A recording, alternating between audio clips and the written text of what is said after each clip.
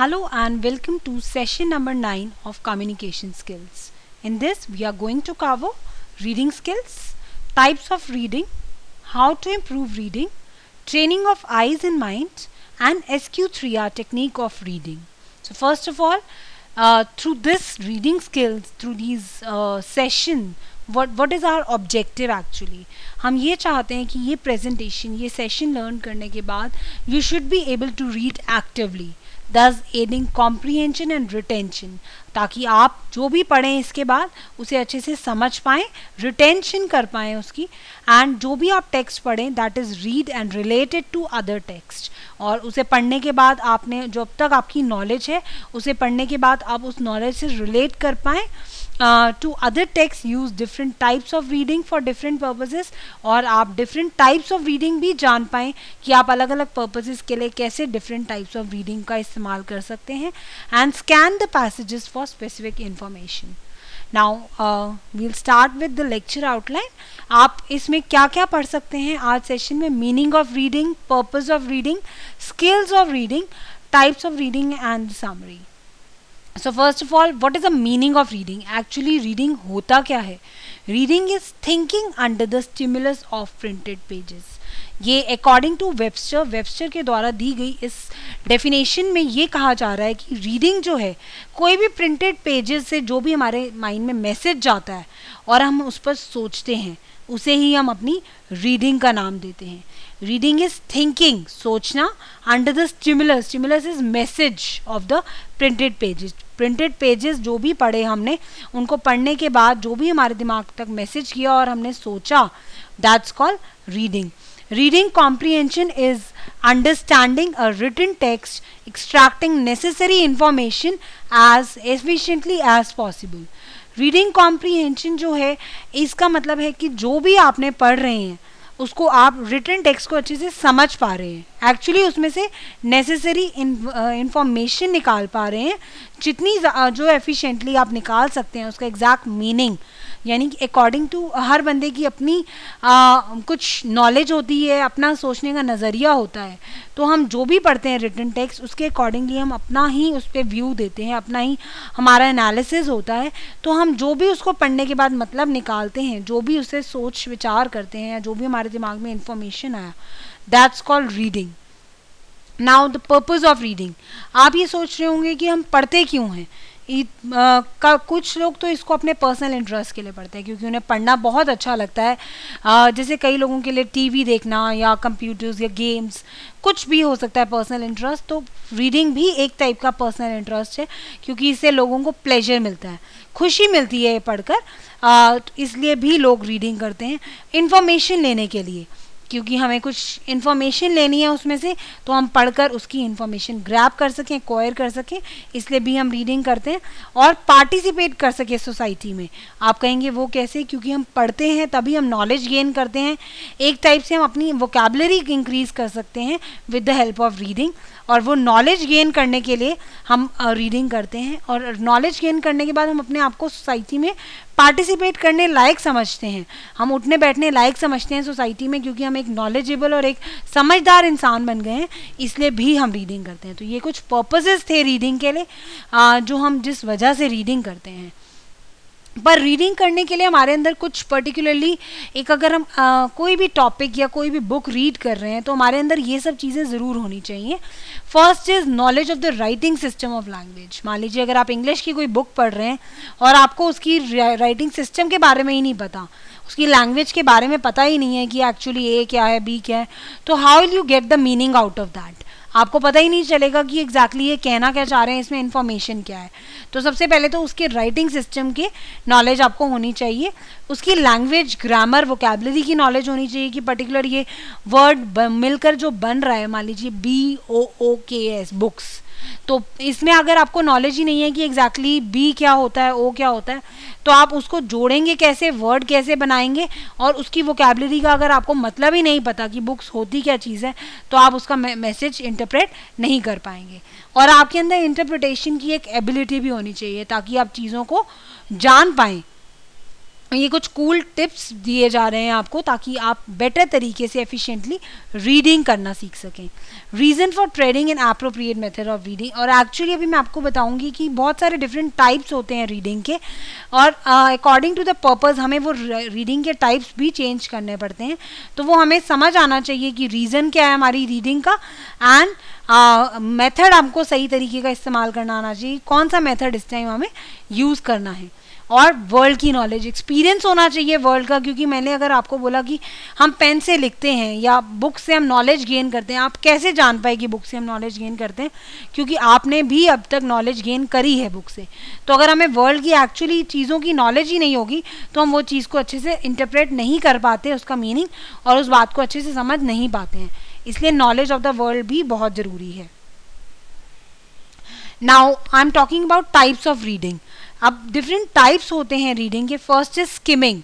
Skimming means जैसे कि आप कोई बुक खरीदने गए मार्केट में, बुक शॉप पर आपने जब एक बारी बुक को ऐसे देखा, मान लीजिए आप ग्रामर की बुक खरीदने गए या कम्युनिकेशन की बुक खरीदने गए, तो आप जस्ट एक गो थ्रू करते हैं उस बुक को, फटाफट से टेक्स्ट को you just go through the text quickly, ताकि एक सुपरफिशियल एक जनरल आइडिया आपको मिल सके कि एग्जैक्टली उसके अंदर है क्या, एक्चुअली डील्स विद ग्रामर या फिर कुछ और टॉपिक्स हैं.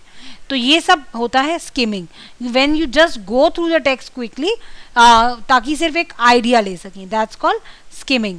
स्कैनिंग, जब आप उसे केयरफुल तरीके से रीड करते हैं ताकि उसमें से आप स्पेसिफिक क्लियर डिटेल्स निकाल सकें, क्या कहना चाहते हैं, इसमें मतलब क्या है एग्जैक्टली. जैसे आप एग्जाम के टाइम पे कोई भी अपनी बुक पढ़ते हैं तो आप उसको बहुत ध्यान से पढ़ते हैं ताकि आपको उसके स्पेसिफिक क्लियर डिटेल्स मिल सकें. Now extensive reading. Extensive is rapid reading to get the global understanding. जैसे मान लीजिए अगर आप मैगजीन पढ़ रहे हैं तो आप थोड़ा सा रैपिड रीडिंग करते हैं, सिर्फ आपको ये अंडरस्टैंड करना है कि एक्चुअली उसमें है क्या, जोक है बता रहा है, या अगर स्टोरी बता रहे हैं तो क्या स्टोरी चल रही है. ये उन केसेस में होती है जब आप प्लेजर और इन्फॉर्मेशन दोनों के लिए रीड करते हैं. इन्फॉर्मेशन गेन कर रहे हैं, साथ साथ में आपको मज़ा भी आ रहा है, मैगजीन्स रीड करते हैं, कॉमिक्स रीड करते हैं, तो हम उसमें एक्सटेंसिव रीडिंग करते हैं. Intensive reading is slow reading with lot of concentration to get the specific details और इन्फॉर्मेशन. इंटेंसिव रीडिंग वो रीडिंग होती है जिसमें बहुत स्लो रीडिंग करते हैं, एक एक वर्ड को, एक एक लाइन को, उसका मतलब निकालते हैं. अगर किसी वर्ड का मतलब नहीं समझ आया तो डिक्शनरी में से उसका मीनिंग भी देखते हैं ताकि हमें समझ आ सके, उसकी स्पेसिफिक डिटेल्स हम निकाल सकें कि एग्जैक्टली इसका मीनिंग क्या है, उसका इंटरप्रेट कर सकें. That's called intensive reading. Now ये तो रही कुछ डिफरेंट टाइप्स ऑफ रीडिंग, लेकिन how to improve your reading, ये भी बहुत इंपॉर्टेंट स्टेप है कि जिन लोगों की रीडिंग, कई लोग सोचते हैं कि हमारी रीडिंग अच्छी नहीं है, तो हम रीडिंग को इम्प्रूव करें कैसे, इसका क्या एक तरीका है जिससे हम इम्प्रूव कर सकते हैं. उसके लिए एक्चुअली दो सेलिएंट मेथड्स हैं आपकी रीडिंग की इम्प्रूवमेंट के लिए. First is training of the eyes and second is training of the mind. वो कैसे करेंगे अब मैं आपको बताऊंगी. First is I training. I training की अगर हम बात कर रहे हैं तो उसमें तीन चीज़ें आती हैं. आईज को कैसे आप ट्रेन कर सकते हैं, एक तो इंक्रीजिंग वंस आई स्पैन, यानी कि आंखों का एक बारी में आप कितने वर्ड ग्रास्प कर लेते हैं. Increasing the number of words one can grasp in one glance. सिर्फ एक ग्लांस देखने में, एक नज़र भर देखने में आप एक बार में कितने वर्ड ग्रास्प कर लेते हैं, वो होता है आई स्पैन. उससे अगर आप इम्प्रूव करते हैं, इंक्रीज करते हैं, तो आप ज़्यादा जल्दी अच्छे से और ज़्यादा जल्दी रीड कर पाएंगे. Second is decreasing the number of times once I flick back, यानी कई बार मैंने देखा है कुछ लोग जो हैं एक लाइन पढ़ने के बाद उसे वापस रिपीट करते हैं, वापस दोबारा देखते हैं क्योंकि उनको मतलब ही नहीं समझ आया होता. तो कुछ लोग बार बार उसको रिग्रेस करते हैं, रीड करते हैं, because they want to get the meaning out of it. तो इसको हम जितना कम कर सकें उतना अच्छा होगा, क्योंकि अगर हम इस पर जितना टाइम वेस्ट करेंगे उतना हमारा रीडिंग का टाइम एक्स्ट्रा लगेगा. Third is getting a more rhythmical and regular way of moving the eyes while reading. और एक आप अपना रिदम बनाइए, एक रेगुलर वे. वो आप कैसे कर सकते हैं, प्रैक्टिस से, कि आप कैसे अपनी आइज़ को मूव करेंगे वाइल रीडिंग. एक रिदम बनाइए, एक रेगुलर वे बनाइए और प्रैक्टिस करिए कि आप अपनी आइज़ को कैसे मूव करेंगे वाइल रीडिंग. अगर हम बात करें इन ऑल, इसकी समरी करें, समराइज करें इसको, तो हम ये कह सकते हैं reading should mean instant comprehension, no going back, no reading word by word. Instant comprehension means उसी टाइम समझ में आ जाना. कॉम्प्रिहेंशन इज अंडरस्टैंडिंग और नो गोइंग बैक, बार बार पीछे नहीं जाना, एक एक वर्ड को बार बार नहीं पढ़ना है. No reading word by word, you just go in one go. आप कितने वर्ड्स एक बारी में ले लेते हैं, एक एक वर्ड पे आपने अलग अलग स्ट्रेस नहीं देना. रिदमिकल और रेगुलर वे आपने इस्तेमाल करना है for improving your I training. इसी तरह से आप इम्प्रूव कर सकते हैं. इन this way you can improve your reading. अब आई ट्रेनिंग के साथ साथ आपको माइंड ट्रेनिंग की भी बहुत ज़रूरत है, क्योंकि आई ट्रेनिंग अगर होगी और माइंड ट्रेनिंग नहीं हुई तो आपका सारा रीडिंग का स्किल जो है वो इम्पॉर्टेंट नहीं रहे, कामयाब नहीं हो पाएगा. उसके लिए आपको आइज ट्रेनिंग तो करनी ही करनी है, साथ में माइंड ट्रेनिंग जिसकी सुप्रीम इंपॉर्टेंस है वो भी बहुत ज़रूरी है. माइंड ट्रेनिंग से हम बात कर रहे हैं एक सिस्टम, एक स्ट्रैटेजी कि आप कितनी जल्दी जो पढ़ रहे हैं उसका मीनिंग समझ पाते हैं. क्योंकि कई लोग, जैसे मैंने बोला, कि बार बार पीछे जाते हैं, बार बार उन वर्ड्स को दोबारा पढ़ते हैं, एक एक वर्ड को दोबारा पढ़ते हैं ताकि उस वर्ड का मीनिंग दोबारा समझ सकें, उस लाइन का मीनिंग समझ सकें. माइंड ट्रेनिंग यही है कि आप कितना जल्द से जल्द कौन सी ऐसी स्ट्रैटेजी इस्तेमाल करते हैं कि आप उसमें से एक गो में पूरा मीनिंग समझ सकें. Now I will tell you about SQ3R technique of reading. एक अगर इस टेक्निक को यूज़ करते हुए अगर आप रीड करते हैं तो आई एम श्योर आप जो भी पढ़ रहे हैं उसे आप कभी भी भूल नहीं पाएंगे और हमेशा उसको बेस्ट तरीके से रिटेन कर पाएंगे अपने माइंड में for future also. SQ3R technique means SQ and R, 3 R's. S stands for सर्वे. सबसे पहले जब आप रीडिंग करने लगे हैं, सबसे इंपॉर्टेंट चीज़ है पहले सर्वे कर लेना. सर्वे मीन्स एक बारी ग्लांस कर लेना, एक बारी गो थ्रू कर लेना, टाइटल पेज, प्रीफेस वगैरह, चैप्टर की हेडिंग्स वगैरह देख लेना ताकि आपको एक मेन आइडिया का अंदाज़ा हो जाए. This helps you to gauge the main idea of the text. Main idea जो है टेक्स्ट का वो आपको हेल्प मिलेगी उससे कि एग्जैक्टली आप क्या पढ़ेंगे और उसके अंदर आपको किस किस चीज़ की नॉलेज मिलेगी. अगर आप बिना सर्वे किए हुए कुछ भी रीडिंग करने लग जाते हैं तो ये ऐसा होगा जैसे आप बिना मैप के कोई अननोन प्लेस पे चले गए और आपको पता ही नहीं है कि कहाँ मुड़ना है. तो दैट्स वाई सर्वे एक बहुत इंपॉर्टेंट टास्क रहेगा वाइल रीडिंग. इससे आप अपने सर्वे करने के बाद ये जान पाएंगे कि एग्जैक्टली आप पढ़ने क्या वाले हैं और इसमें आपको किस किस टाइप की इंफॉर्मेशन मिलेगी. सर्वे करने के बाद Q, after S we go for Q. Q means question. Question means अगर आप एक बारी go through जब आपने कर लिया है चैप्टर को, अब अपने आप से क्वेश्चन रेज करिए टॉपिक्स को लेकर. मान लीजिए अगर आप रीडिंग स्किल का चैप्टर रीड कर रहे हैं तो आप एक बारी जब गो थ्रू कर चुके हैं कंटेंट्स को, उसके बाद आप ये देखिए कि आपको क्या क्या नॉलेज है. एक्चुअली आपको पता है रीडिंग क्या होता है, कि कितनी डिफरेंट टाइप्स की रीडिंग होती है, SQ3R टेक्निक क्या होती है, कुछ भी उस चैप्टर से रिलेटेड या उन टॉपिक से रिलेटेड आपको कितनी नॉलेज है, उन चीज़ों को लेकर आप अपने ऊपर स्पेसिफिक क्वेश्चंस कीजिए. इससे क्या होगा कि जो आपकी पुरानी इन्फॉर्मेशन थी, पुराना जो टेक्स्ट या कमेंट्स जो थे वो आपको दोबारा से वो रिवाइव हो जाएंगे and you can retain both the things और उनको रिलेट कर पाएंगे आप. Now after Q it's R. R means reading. Now actual reading happens in this stage. Develop a critical reading habit. यहाँ पे आप एक critical reading habit develop करिए ताकि आप जल्द से जल्द उनका meaning समझ सकें. जल्द से जल्द eye training और mind training की help से you just get the meaning in one go. बार बार आपको रीड या रिग्रेस ना करना पड़े. After reading you go for recall. यानी कि आपने जो पढ़ लिया, connect the information gain while reading to the already existing background knowledge. यहाँ पे आप कनेक्ट करेंगे जो आपने नई इन्फॉर्मेशन पढ़ी है और पुरानी इन्फॉर्मेशन जो आपके पास थी ऑलरेडी, और दोनों को रीड इन्फॉर्मेशन जो गेन कर ली है, जो एग्जिस्टिंग बैकग्राउंड नॉलेज है, उनको कनेक्ट करेंगे, ज्वाइन करेंगे ताकि वो दोनों आपके माइंड में रिटेन करें बाद में.